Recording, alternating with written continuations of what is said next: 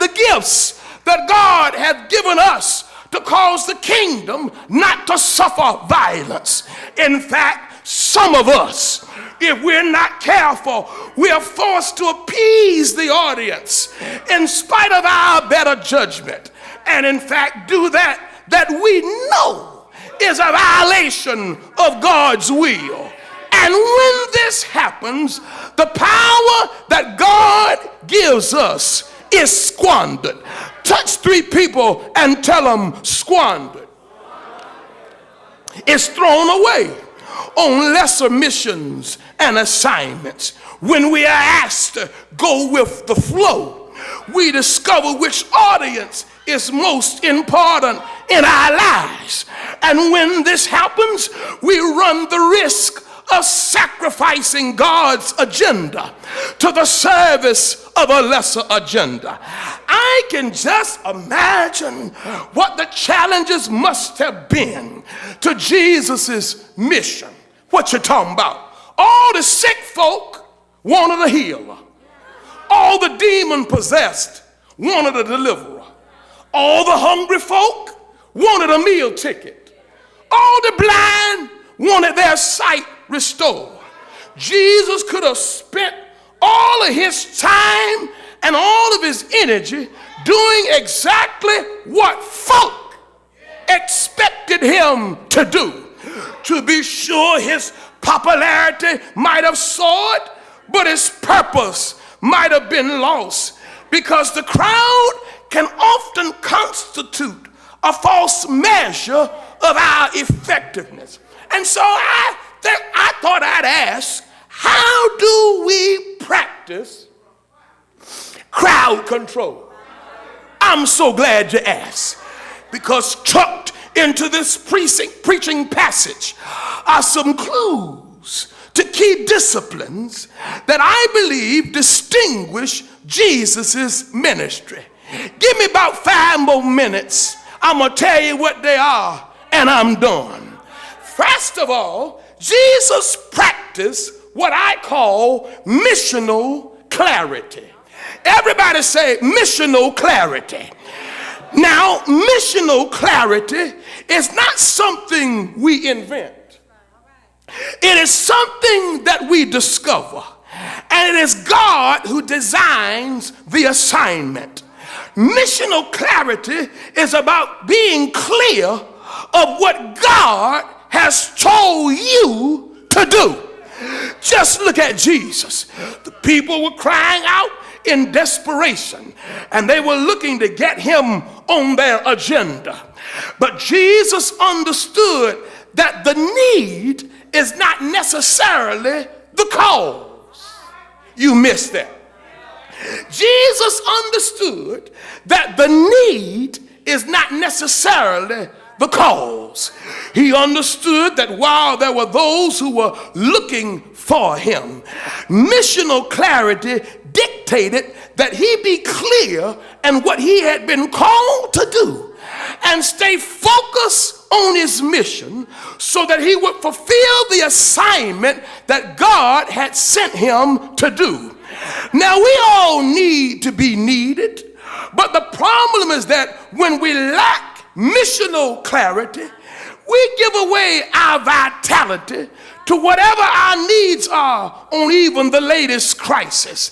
That means that we don't have to chase after every opportunity, but we can appreciate those causes that which are consistent with our mission. Jesus practiced crowd control by practicing missional clarity. Go to see, because I'm going to preach anyhow. But not only did he practice missional clarity, but he also practiced what I call missional integrity. He did not hand over the expectations of his ministry to his followers.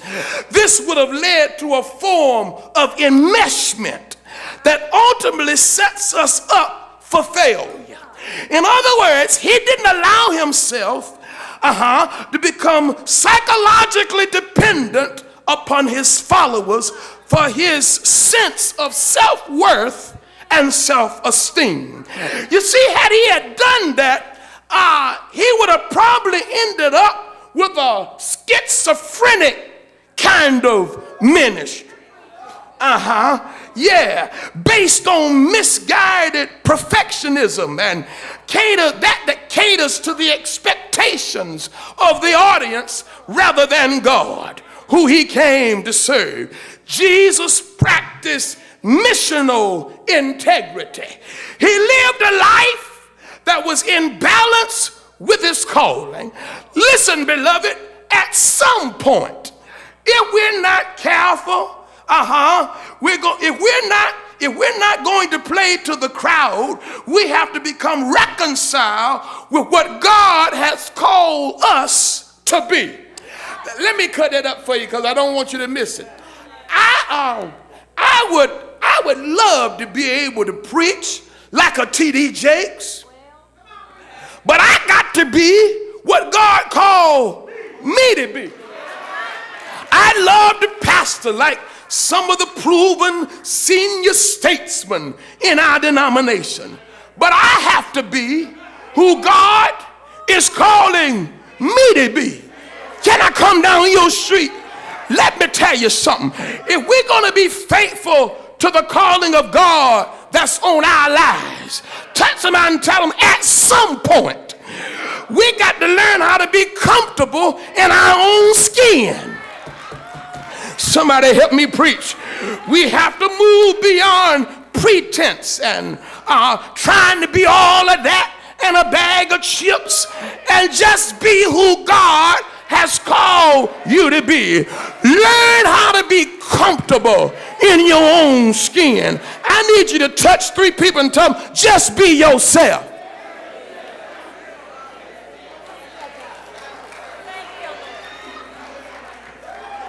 Living a life that's in balance with your calling. Jesus understood who he was. He was clear about who he was. Didn't try to live one way in front of one group and another way in front of another group. Didn't try to impress one crowd with certain attitudes and certain perspectives and then have a different view for a different crowd. Touch somebody and tell them he practiced missional integrity. In other words, he lived a life of congruence.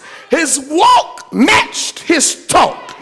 Didn't have a life for Sunday and then another life for the other days of the week. He lived, God help me here, a life of integrity and credibility. He lived a life that was in balance with the calling that he received. And then finally, Reverend Beatty, before I be too long, Jesus practiced what I call missional fidelity, missional loyalty. In other words, Jesus, just as Jesus had to adopt a strategy to combat temptation, we have to adopt a strategy to combat temptation too. I wish, Troy, that we could take a pill to immunize ourselves against temptation. Temptations are like viruses. They constantly mutate in their appeal and in their quest to maximize their poisonous potency. As anointed as Jesus was, we find that immediately after his baptism, he does not experience a crescendo of glory. The angels don't start singing. The 4 and 20 elders don't start bowing. But Jesus is met by the aggressor. Tell somebody, that's Satan. Satan approaches him with certain vivid and compelling temptation. Listen, we must practice missional fidelity. We must practice missional loyalty to God. Now, I'm sure there were times that because Jesus was God in the flesh, he faced other temptations. In fact, on that morning, it may have been tempting to camp out in Capernaum.